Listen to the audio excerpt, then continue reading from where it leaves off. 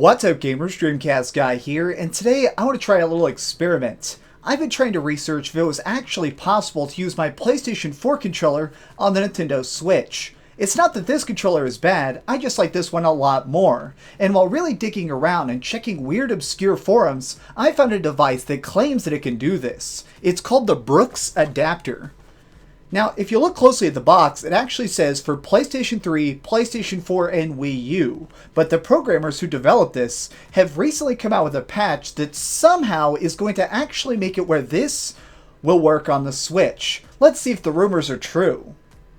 The first thing we need to do is plug the adapter into the computer and install this update patch. This is gotten by the URL on the screen or also in the description box. This is from the Brooks official website, and it makes it where it's automatically compatible now with PlayStation 3 and PlayStation 4 controllers. It's super easy. You plug it in, you click this little checkmark box, and you say go. It takes about a minute to fully install, but once it's done, you're ready to go. Okay, now that we've actually updated the firmware on this thing, it's ready to be used for the Switch. Because remember, this was originally designed to work with the PlayStation 4 and Wii U. So all we gotta do now is plug it into the Switch, preferably the correct direction. Okay, see? It's lighting up, everything looks normal. You're gonna plug in your controller with a standard micro USB. So, put that in there.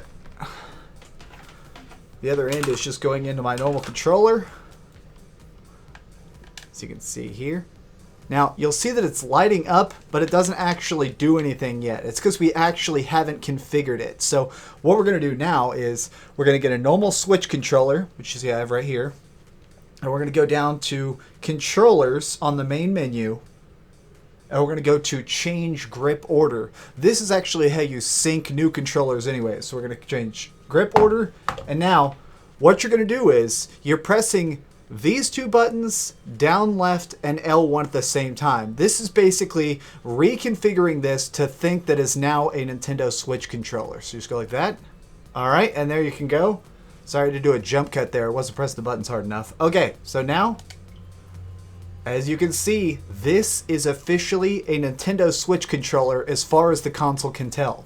I can do everything now. So when I just press L and R, see? Boom, totally normal now. So let's back out. Okay, let's play a couple games and see just how well this thing will work.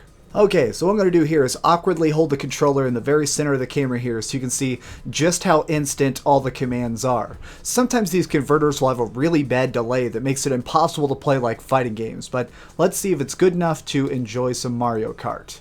Now, this is one of my first times using it for this game, so if I do really, really badly, I'm totally blaming it on that. Wow, holy crap.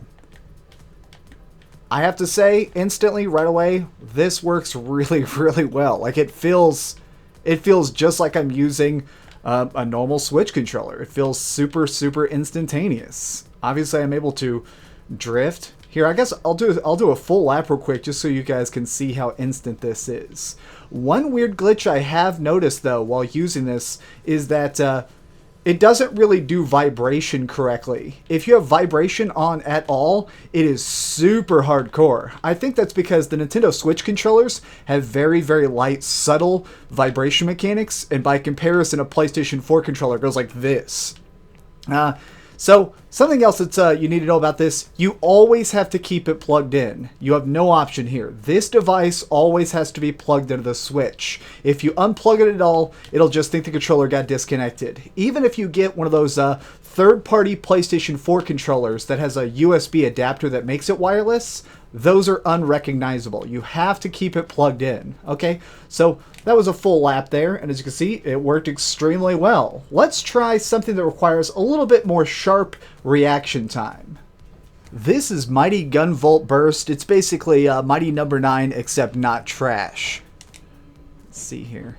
Alright, I'm just picking a random level so we can see how this works. This game requires very, very good reaction speed. If you mess up at all, you die in a hurry. So let's see if I can actually keep up to all the action, all the dashing, all the everything required while using this.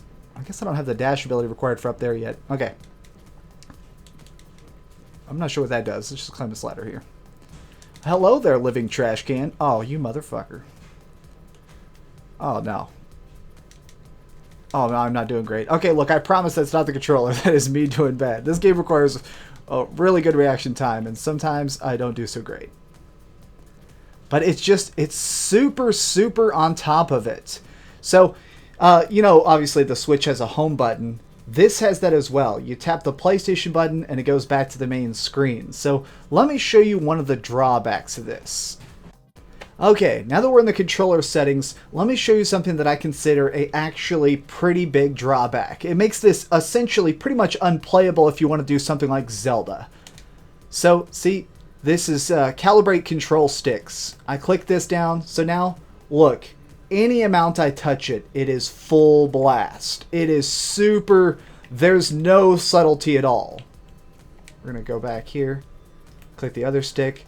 This is with the right and left stick. Even if you just ever so slightly touch it, it is full on. And look, it only goes 8 directions. It's up, down, left, right, and the diagonals. There is no in-between. There is no subtlety. You are required to go full blast at all times, which it really makes it if you're trying to sneak around in Zelda or do something that requires a little bit more finesse. It is impossible. This is really for only the more straightforward games. Mario Kart, I'm sure you're fine. When Mario Odyssey comes out, I bet this will work perfect. But if you want to do something that actually takes a little more skill and talent, you're probably out of luck. Well, you saw for yourself. It appears that this, in fact, does work, and it works super, super well. I'm actually extremely impressed that this even functions. That is super cool. And honestly, the main reason I'm actually happy that I got this is the fact that I hate that Nintendo Switch controllers cost $80. This I spent $40 on, including shipping. This is not a paid endorsement. This company doesn't even know I exist. I just wanted to test it for myself to inform you guys. So now we finally know. If you're looking for a cheap way to get an extra controller and you've already got one of these laying around, now there is an option. Thanks so much for watching, gamers. If you enjoyed this video, please give it a thumbs up, share with your friends, and subscribe if you haven't already. But do me the biggest favor of all and keep dreaming. Hey, I want to do a special thank you to all my Patreon supporters. I actually bought this with Patreon money, so this video literally exists because of you. Thank you, thank you, thank you. Now, do me a giant favor and share this video everywhere. Let's see if everybody can start racing each other in Mario Kart with PlayStation 4 controllers. That'd be so legit. Oh, hey, I was just playing a little bit of Grand Theft Auto on my Darth Vader PSP. Are you curious what I'm going to come out with next? Well, if you click this button, you'll be subscribed to be the first to know. Also, if you click over here and here, you can see my latest review and my latest top 10. I promise, it was super good. Or it was really bad and I'm sure you can just make fun of me in the comments. Either way, it'll be a lot of fun. Thanks so much for watching.